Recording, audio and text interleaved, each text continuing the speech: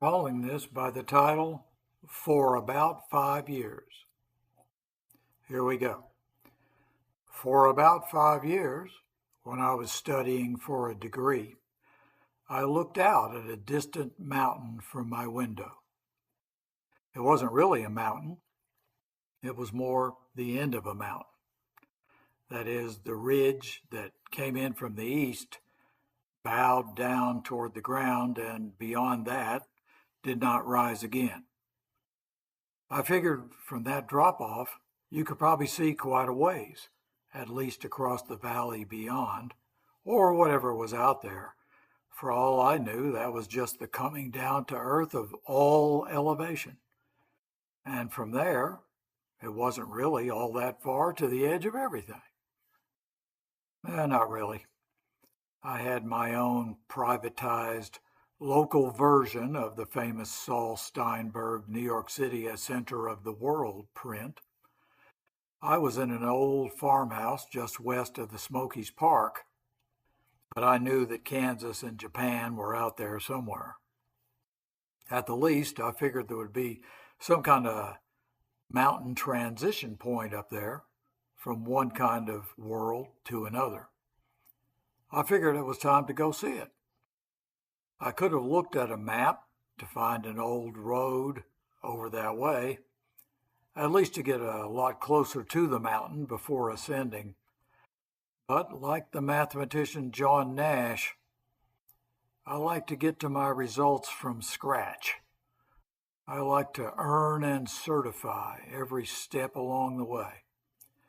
That would be the only way I would really experience and believe what I saw when I got there.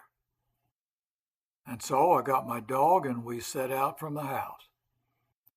Sundown glanced up at me when I chose the direction we were heading. We'd never gone that way before. Maybe nobody had. We both knew there was quite an impenetrable swamp beyond the second field, which raises a possibly troublesome issue. Is one obliged to proceed directly by the compass on a pursuit of this type? Obviously, certain kinds of chasms were fair to circuit. No mission asks for impossibility, but what about extreme discomfort or difficulty?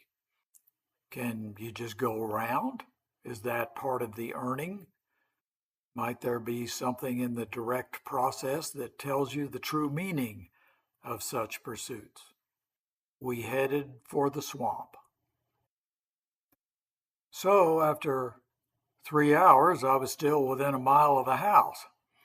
I had been jabbed by some quite convincing thorns and had repeatedly dredged my shoes up from bubbling black cauldrons of spring-fed rot, jumping sedge head to sedge head, and once I had to shoulder Sundown to get him across a swirling stream with bad footing through a patch of enveloping vines.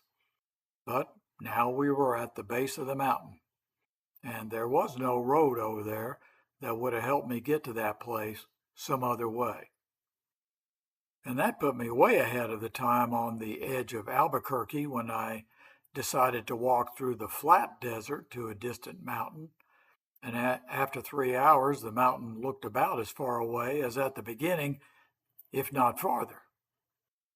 Up the side we went, my dog and I, through primeval hickories and oaks that looked as though they had never been cut over. The hillside was loose and steep. There was a succession of miniature rock outcropping cliffs which had to be dealt with, and an immense littering of slick, downhill-facing trunks of long toppled trees. I figured that when I got to the top of the ridge, I might be able to walk on somewhat flattish ground on to the end where the mountain dipped down to the valley. And I had calculated that would be no more than 2 or 3 miles of walking. This was the greatest place that Sundown had ever been. He galloped ahead and behind with a powerful fresh zeal, sometimes raising what I thought might be grouse or turkeys, but it was too thick to tell which. But it was not what I was really expecting up there. There was no razorback ridge to walk on, which I had imagined from my window. More like an upland plateau with various patches of downs and ups, rocky tracts and verdant hollows, like I had come up the steep side onto an upland continent that was somehow floating above the lowlands where people lived. I followed the top of the steep edge unevenly toward my goal, skirting frequent downward V-shaped channels which I thought had been gouged by torrents during storms. It was pretty rough going.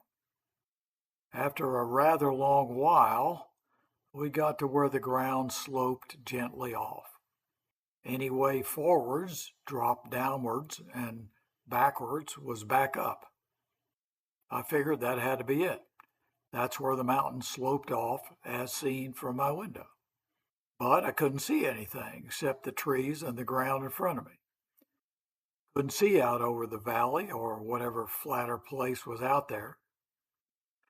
I even climbed a tree in the hopes of seeing out over the other trees, but I couldn't get high enough to get to a view, if there was one.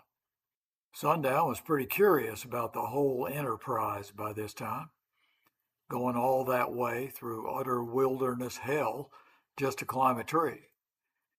He just looked up at me and whined a bit, but that was mainly because he couldn't get up there with me. Although huskies can climb trees better than you might think, if there are enough limbs.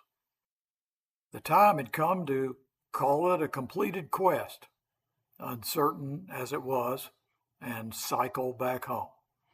I knew how I was going to do that.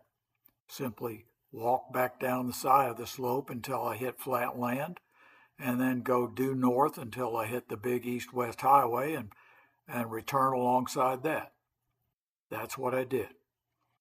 There was nothing else really to report, other than that Sundown and I both lapped up considerable water from that same creek several miles downstream from where we had forded it together under thorny distress.